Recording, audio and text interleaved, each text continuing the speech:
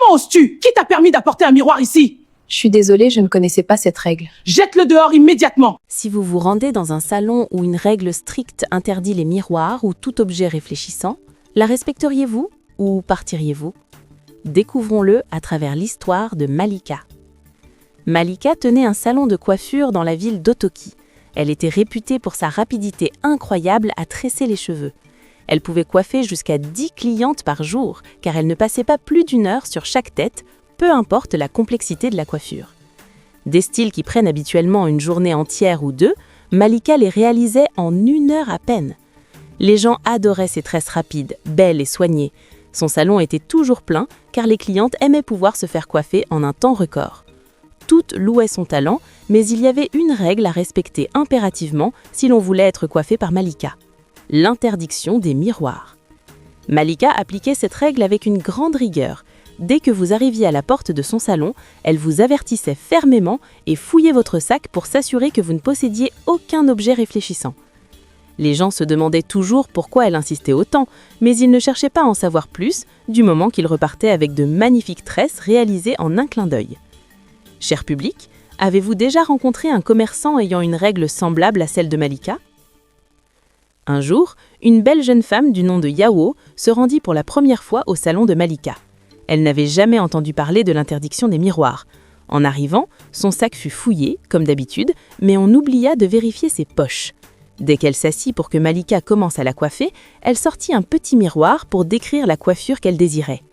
Dès que Malika aperçut le reflet, elle se mit à crier « Comment oses-tu? Qui t'a permis d'apporter un miroir dans mon salon? On t'a pourtant dit que les reflets sont interdits. » Yao s'excusa immédiatement. « Je suis vraiment désolée, je ne connaissais pas la règle. » Elle jeta le miroir dehors car elle tenait absolument à se faire coiffer en moins d'1 heure. Sans chercher à comprendre pourquoi une telle règle existait dans un salon de coiffure, elle s'assit, se fit tresser les cheveux en un temps record et repartit heureuse. Cher public, vous devez vous demander pourquoi Malika avait instauré une règle aussi étrange. Eh bien, continuez à écouter cette histoire. Mais avant de poursuivre, je tiens à remercier mes merveilleux abonnés. Si vous ne l'êtes pas encore, je vous en prie, faites partie de ma croissance en cliquant sur le bouton d'abonnement. Et si vous êtes déjà de retour, hey, soyez les bienvenus. Je suis tellement heureuse de vous avoir ici. Merci infiniment. Reprenons maintenant notre histoire. Par une autre belle journée, une jeune femme nommée Habiba se rendit à Otoki. Elle avait besoin de se faire tresser les cheveux et on lui recommanda le salon de Malika. À son arrivée, Malika lui expliqua la règle du « pas de miroir ». Habiba trouva cela bizarre et refusa de l'accepter. Elle demanda « Pourquoi ne puis-je pas utiliser de miroir dans un salon de coiffure ? Comment vais-je voir ce que vous faites sur les cheveux pour être sûre que la coiffure est bien réalisée ?» Malika répondit « Ne t'inquiète pas pour la coiffure, je réussis toujours mes tresses. Si tu ne veux pas respecter la règle, alors je ne te coifferai pas. » Malika resta ferme et refusa de la coiffer si elle n'obéissait pas. Habiba repartit confuse et intriguée. Habiba était une personne aventureuse et curieuse, toujours déterminée à découvrir la vérité derrière ce qu'elle ne comprenait pas. Sa curiosité grandit et elle décida de percer le mystère de cette règle étrange. Elle retourna au salon de Malika, s'excusa et promit de respecter la règle cette fois-ci, bien décidée à apprendre la vérité. Tandis que Malika tressait ses cheveux, Habiba observa sa rapidité et son habileté. Elle entendit un léger chuchotement lorsque Malika se déplaçait et réalisa qu'il se passait quelque chose d'insolite. Elle interrogea Malika. « Malika, quel genre de talent as-tu? Tu coiffes si vite, même des tresses qui devraient prendre 1 jour ou 2. » Malika répondit avec un sourire « C'est juste un don que j'ai. » Les soupçons d'Habiba s'intensifièrent et elle décida d'enquêter davantage sans enfreindre la règle. Le lendemain, Habiba rendit visite à une vieille femme d'une ville voisine, connue pour ses dons spirituels. Elle lui raconta tout sur le salon de Malika.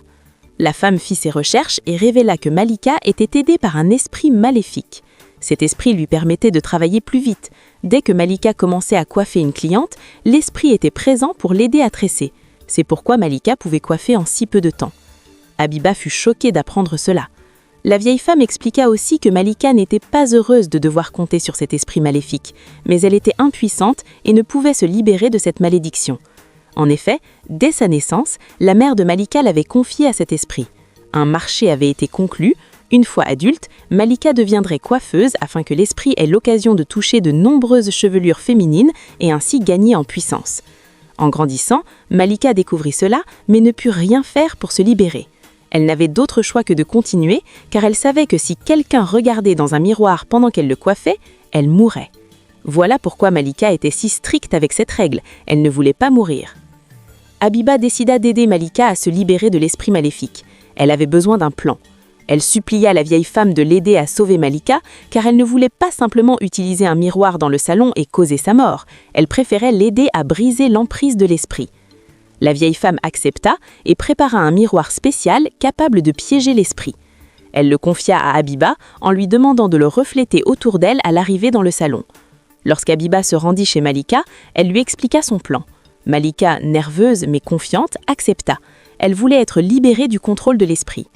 Habiba commença à refléter le miroir autour du salon, comme la vieille femme l'indiquait. L'esprit maléfique comprit ce qu'il se passait et, furieux, menaça Malika de mort.